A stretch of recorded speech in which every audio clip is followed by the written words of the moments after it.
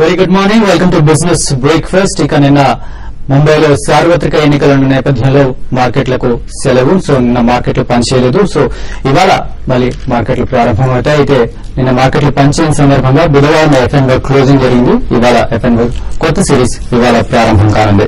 అలాగే మార్కెట్లకు సంబంధించి Q4 రిజల్ట్స్ వచ్చినట్లయితే మన రాష్ట్రంలో మన స్టేట్ తెలుగుకు సంబంధించి ఇన్ఫోటెక్ రిజల్ట్స్ ప్రకటించింది. రాష్ట్రానికి మనం సాధారణంగా ముందుగా తెలుగు ఇన్ఫోసిస్ అని కూడా పిలుచుకుంటాం. ఇది 2013-14 సంవత్సరానికి ఆర్థిక ఫలితాలను ప్రకటించింది.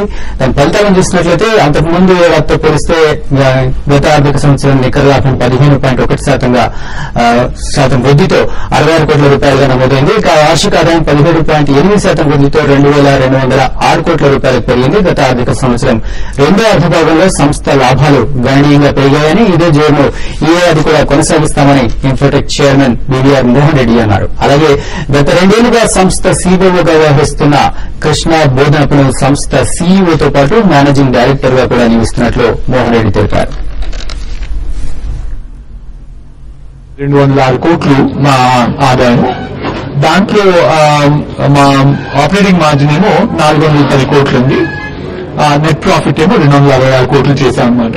అదొక మంచి డేటా పాయింట్. అన్ని ఫైనాన్షియల్ పారామీటర్స్ చాలా చక్కగా జరిగిందని మా సంస్థ. అంటే గ్రోత్ రేట్ చూస్తే మీరు సంవత్సరానికి 17.8% రెవెన్యూస్ లో వచ్చింది. ప్రాఫిట్స్ లో కూడా 13% గ్రోత్ చూపించాము. ఆ తర్వాత ఏమో మాకు ఫ్రీ క్యాష్ ఫ్లో, అంటే బిజినెస్ నుంచి ఎంత క్యాష్ జనరేట్ చేయగలుగుతున్నాము, ఆ తర్వాత డేస్ అవుట్ స్టాండింగ్, అలాగే cash reserves in the company, అన్నిట్లో కూడా ఫస్ట్ టైం హైయెస్ట్ నెంబర్స్ వచ్చాయన్నమాట. ఏరోస్పేస్ లో ఎయిర్ క్రాఫ్ట్ ఇంజిన్స్ తయారు చేస్తాం, ఇంజిన్స్ డిజైన్ చేస్తాం.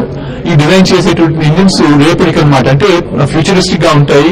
ఆ తర్వాత కస్టమర్స్ తో కలిసి చేస్తాం. ఈ 2 విధాలుగా చూస్తే మీరు ఈ బ్రాండ్ ప్రామిస్ ని తప్పకుండా ఇంకా విలువగా తయారు చేయాలని చెప్పి మా కంపెనీ కూడా యూనిక్ ఐడెంటిటీ రావాలని చెప్పి కంపెనీని రీనేమ్ కూడా చేస్తున్నామండి.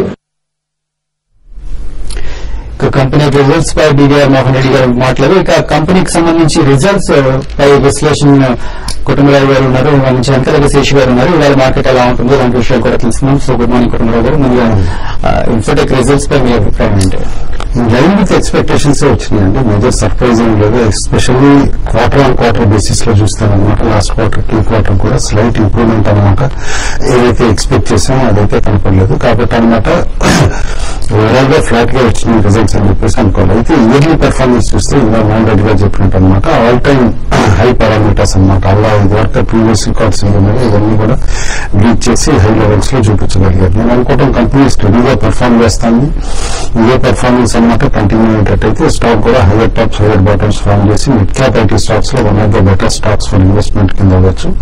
అయితే క్లియర్లీ ఏదైతే నేమ్ చేంజ్ అంటూ కూడా చేస్తున్నారో దాని బ్రాండింగ్ ఎక్సర్సైజ్ ఎట్లా పాయింట్ అవుతుంది అనేది కూడా చూడాలన్నమాట. యూజువల్లీ ఒక్కోసారి సైకలాజికల్ నేమ్ చేంజ్ ఎప్పుడైతే చేస్తారో కంపెనీ అనమాట దానికి ప్రీవియస్ వాల్యుయేషన్స్ ఏం పారామీటర్ వచ్చే పాసిబిలిటీ కూడా కొన్నిసార్లు ఉండకపోవచ్చు అనమాట. అది మేబీ సెంటిమెంట్ అని చెప్పేసి అనుకోవాలి. బట్ డెఫినెట్లీ అది కూడా క్రూషియల్ ఇష్యూ అవుతుంది నెక్స్ట్ 6 to 9 months లో అని చెప్పి అనుకుంటున్నాను. ఇప్పటిలో ఇవాళ బ్యాంకింగ్ మేనేజర్స్ మనకు ఐసిఐసిఐ యాక్సెస్ రిజల్ట్స్ కూడా ఉన్నాయి. సో వీటి మీద ఇవాళ మార్కెట్ డిపెండ్ అయి ఉంటుందా, అలాగే రిజల్ట్స్ ఎలా ఉంటాయి? వాటి మోర్ దాన్ బ్యాంకింగ్ రిజల్ట్స్ కంటే కూడా ఈ లాస్ట్ 24 hours లో వచ్చిన ఇండియన్ మెడ్ డిపార్ట్మెంట్ ఫోర్కాస్ట్ అనమాట. అంతకుముందు ఆస్ట్రేలియన్ ఇండిపెండెంట్ ఫోర్కాస్ట్ కూడా మనం చూసాం. ఎన్నో ఎఫెక్ట్ తోటి మాన్సూన్ ఎఫెక్ట్ కావచ్చాము. అండ్ ఇప్పుడు దాదాపు 35% ఛాన్స్ ఇస్తున్నారు అనమాట ప్రాబిలిటీ బిలో పార్ మాన్సూన్ వస్తుందని చెప్పేసి ఇండియన్ మెట్ అంటూ మేబీ ఫ్రెష్ ఫోర్కాస్ట్ మళ్ళీ జూన్ లో ఎప్పుడైతే ఇస్తారో దాంతో టోటల్ క్లారిటీ కూడా వచ్చే పాసిబిలిటీ ఉంటుంది. But definitely micro economic parameters అన్ని కూడా మాన్సూన్ అంటే వీక్ గా ఉంటే ఇంపాక్ట్ పాసిబిలిటీ ఉంటుంది. కొత్త గవర్నమెంట్ కూడా ఇది పెద్ద ఛాలెంజ్ గా కావచ్చు. ఏదైతే కొత్త గవర్నమెంట్ ఇండియాకి వస్తుందో ఎక్స్పెక్టేషన్స్ తోటి మార్కెట్ రైలీ అయింది ఇంతకాలం అనమాట. డెఫినెట్లీ ఇది ఒక మేజర్ నెగిటివ్ ఫ్యాక్టర్ అవ్వచ్చు. ఈ ఫెటల్ మాన్సూన్ అంటూ ఫెయిల్ అయితే కనుక ఇద్దరు బికాజ్ ఎల్నినో అనేది వేరే విధంగానైనా సరే. కాబట్టి అదొకటి కేర్ఫుల్ గా మార్కెట్ ఫ్యాక్టర్ చేస్తుందని అనుకుంటున్నాను. అయితే బ్యాంకింగ్ రిజల్ట్స్ వరకు వస్తే కనుక ప్రైవేట్ బ్యాంక్స్ రిజల్ట్స్ కూడా మనం చూస్తున్నాం. లైన్ విత్ ఎక్స్పెక్టేషన్స్ తప్పితే మేజర్ సర్ప్రైజెస్ ఏమి రావట్లేదు. స్మాలర్ బ్యాంక్స్ అయితే కనుక కొంచెం వీకర్ పెర్ఫార్మెన్స్ అన్నమాట. ఎన్పీఎస్ తగ్గించుకున్నా కూడా ప్రాఫిట్ అనుకున్నంత రాలేదు. సౌత్ ఇండియన్ బ్యాంక్ రిజల్ట్ మనం చూడవచ్చు. బట్ అదే టీసీబీ బ్యాంక్ బెటర్ రిజల్ట్ ఇచ్చిందనమాట. కాబట్టి మేజర్ సర్ప్రైజెస్ అయితే నేను ఎక్స్పెక్ట్ చేయట్లేదు. ఎందుకంటే హెచ్డిఎఫ్సి బ్యాంక్ కూడా కొంచెం వీకెస్ట్ రిజల్ట్ ఇచ్చింది. కాబట్టి మేబీ ఐసిఐసిఐ సర్ప్రైజ్ ఇవ్వచ్చు కానీ యాక్సిస్ లైన్ విత్ ఎక్స్పెక్టేషన్స్ ఇస్తుందని చెప్పేసి అనుకుంటున్నాను. బ్యాంక్ నిఫ్టీ కూడా మనం వీకెండ్ చూస్తే కనుక అంటే వెనస్డే ఎండింగ్ చూస్తా అంటే దాదాపు హైస్ దగ్గర క్లోజ్ అయింది. షార్ట్ టైం హైస్ దగ్గర 13,250 క్లోజర్ గా అనమాట. అండ్ నిఫ్టీ కూడా అనమాట మే సిరీస్ ని చూస్తే కనుక ఆల్రెడీ 6,900 దగ్గర క్లోజ్ అయింది ఆ రోజు. కాబట్టి అయ్యే మేజర్ రెసిస్టెన్స్ పాయింట్స్ అవుతాయి. రోల్ ఓవర్స్ బాగా తక్కువ ఉన్నాయి కాబట్టి అన్లెస్ ఆ ఇండిసెస్ లెవెల్స్ అన్నమాట క్రాస్ అయ్యి దానిపైన కపుల్ ఆఫ్ డేస్ క్లోజింగ్ వస్తేనే తప్ప మార్కెట్స్ షార్ట్ టర్మ్ లో ర్యాలీ అయ్యే పాసిబిలిటీ ఉంది. Otherwise broad trading range 6750 to 6925 range లో లాక్ అయ్యే పాసిబిలిటీ కనిపిస్తుంది.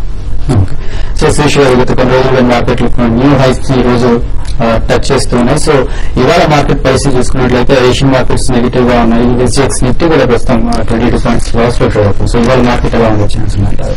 అంటే మనకి కొంచెం రోజు మార్కెట్ ఫ్లాట్ గానే కొంచెం నెగిటివ్ లో ఓపెనింగ్ అయితే నెగిటివ్ ఉంటుంది. అయితే మార్కెట్స్ ఎక్కువ కూడా ఫోకస్ నెక్స్ట్ మంత్ ఎలక్షన్స్ మీద ఎక్కువ మనకి ఫోకస్ ఉంది. తర్వాత నెక్స్ట్ మంత్ 2 ఇంపార్టెన్స్ ఉంటాయి. ఒకటి ఎలక్షన్స్ రిజల్ట్ తర్వాత గవర్నమెంట్ ఫామ్ చేస్తారు. తర్వాత మాన్సూన్ ఏ విధంగా ఉంటుంది, మే ఎండింగ్ కి మనకి మాన్సూన్ అనేది ప్రెడిక్షన్స్ గా బాగా కరెక్ట్ గా తెలిసే అవకాశం ఎక్కువ ఉంటుంది. మీ డిపార్ట్మెంట్ కూడా మే ఎండింగ్ మనకి ఒక కరెక్ట్ గా మాన్సూన్ ఏ విధంగా ఉండొచ్చు అనే ఒక రిపోర్ట్ ఇవ్వడం జరుగుతుంటుంది. కాబట్టి ఈ సిరీస్ అంతా కూడా చాలా వోలటాలిటీ ఉండే అవకాశం ఎక్కువ ఉంది. లాస్ట్ సిరీస్ లాగా స్టడీగా స్టాక్స్ పెరగడము ఆ విధంగా ఉండే అవకాశం అయితే కనపడలేదు. ప్లస్ లాస్ట్ మనకి ఎఫ్ఐ క్లోజింగ్ రోజు కొన్ని స్టాక్స్ లో ప్రాఫిట్ బుకింగ్ కూడా చూసాము. ఏదైతే అవుట్ పర్ఫార్మ్ చేసిన స్టాక్స్ అన్నింటిలో కూడా హైయర్ లెవెల్ నుంచి ప్రాఫిట్ బాగా బుక్ చేయడం చూసాము. దీంతో పాటు ఎఫ్ఐఎస్ ఇన్వెస్ట్మెంట్ అనేది ఒక 1 వీక్ 10 days గా చూస్తే కొంచెం తగ్గడం చూసాము. కొన్ని రోజులు మైనస్ ఫిగర్స్ కూడా చూస్తున్నాము. కాబట్టి ఏమైనా దృష్టిలో పెట్టుకుంటే మార్కెట్స్ అనేది ఒక రేంజ్ అనేది ఉండే అవకాశం ఉంది. కాబట్టి ట్రేడర్స్ ఏ రోజు కాలేజ్ పొజిషన్స్ తీసుకొని ఆ రోజు మహాయితో 1-2 రోజుల కోసం వెయిట్ చేయమంటాము. ఎక్కువ కాలం లాంగ్ పొజిషన్స్ ఈ లెవెల్లో కొంత హోల్డ్ చేయడం అంత మంచిది కాదు. కొంచెం హై బీటా స్టాక్స్ లో కూడా కొంత ఒక కాషియస్ ట్రెండ్ అనేది అంటే హైయర్ లెవెల్ డిస్ట్రిబ్యూషన్ ప్యాటర్న్ కూడా వర్క్ అవుతుంది. కానీ దాని దృష్టిలో పెట్టుకొని కొంచెం జాగ్రత్తగా ఉండడం. బట్ టెక్నికల్ పరంగా ఇంకా ఎటువంటి డౌన్ సైడ్ బ్రేక్అవుట్స్ రాలేదు. మార్కెట్స్ ఓవరాల్ గా ఇంకా అప్ అండ్ డౌన్ ఉంటుంది. కాబట్టి ట్రెండ్ అనేది కొంచెం షార్ట్ టర్మ్ మాత్రం కొంచెం కన్సాలిడేషన్ ఉండే అవకాశం ఎక్కువ ఉంది. ఈ రోజు చూస్తే ఈ రోజు కొంచెం ఆ రిజల్ట్ అనేది ఎక్కువ బ్యాంకింగ్ రెండు మేజర్స్ రిజల్ట్స్ ఉన్నాయి. కాబట్టి బ్యాంక్ నిఫ్టీ అంటే బ్యాంక్ నిఫ్టీ దాని మీద ఆధారపడి ఉంటుంది. కాబట్టి ఆ రిజల్ట్ కానీ భావిస్తే మాత్రం చాలా ఎక్సలెంట్ ఎక్స్ట్రానర్ వస్తే తప్ప బ్యాంక్ నిఫ్టీ ఫర్దర్ గా పెరగకపోవచ్చు. లేదంటే మాత్రం బ్యాంక్ నిఫ్టీ ఈ లెవెల్లో ఆగిపోయే అవకాశం ఉంది. ఒకవేళ బ్యాంక్ నిఫ్టీ 13,200 ఫ్యూచర్స్ అది కానీ బ్రేక్ అయితే మాత్రం కొంచెం బ్యాంక్ నిఫ్టీ 12,000 అయితే దాకా రావడానికి అవకాశం ఉంటుంది. కాబట్టి ఆ లెవెల్ కానీ బ్రేక్ అయితే మాత్రం లాంగ్ పొజిషన్స్ వేయడం ఎగ్జిట్ లోమని చెప్తారు. అదేవిధంగా నిఫ్టీ విషయానికి వస్తే 6850 అనేది హ్యూజ్ రెసిస్టెన్స్ నిఫ్టీ ఫేస్ చేయొచ్చు. అది కానీ దాంతోనే ఫర్దర్ అపోర్ట్ ఉంటుంది. డౌన్ సైడ్ చూసుకుంటే 6820 దగ్గర చాలా స్ట్రాంగ్ సపోర్ట్ ఉండే అవకాశం ఉంది. అది కానీ బ్రేక్ అయితే మాత్రం మార్కెట్ లో మళ్ళీ 6780 6760 దాకా నెక్స్ట్ ఫ్యూ డేస్ లో వచ్చే అవకాశం ఉంటుంది. ఏదైనా కూడా ఎక్కువ స్టాక్ స్పెసిఫిక్ యాక్షన్ మీద ఆ మార్కెట్స్ నెక్స్ట్ 1 వీక్ కొనసాగే అవకాశం ఉందండి. ఓకే. సో కాలర్స్ వెయిట్ చేస్తున్నారు. మన ఫస్ట్ కాల్ హైదరాబాద్ నుంచి శివకుమార్ గారు లైన్ లో ఉన్నారు. Hello, good morning sir. Good morning, చెప్పండి. Sir Unitech NCC and Suzlon తెలుసుకోవాలనుకుంటున్నా. లాస్ట్ వీక్ అన్నారు. హలో, యూనిటెక్ ఎన్సీసీ సుజలాన్ అండి. ఓకే.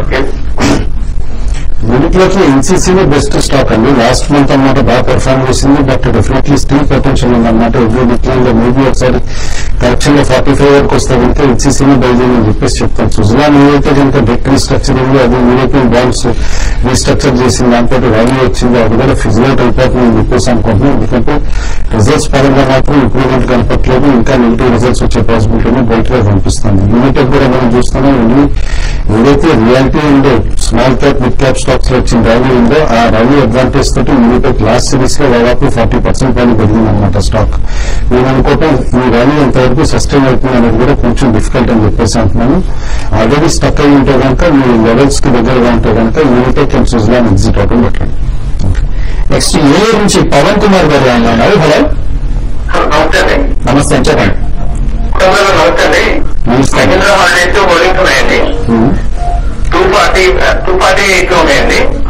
అలాగే ప్రాజ్ ఇండస్ట్రీస్ కూడా హోల్డింగ్స్ ఉన్నాయండి. ఏ ప్రైస్ లో ఎగ్జిట్ అవ్వాలి ఒకసారి వాటి గురించి చెప్పండి.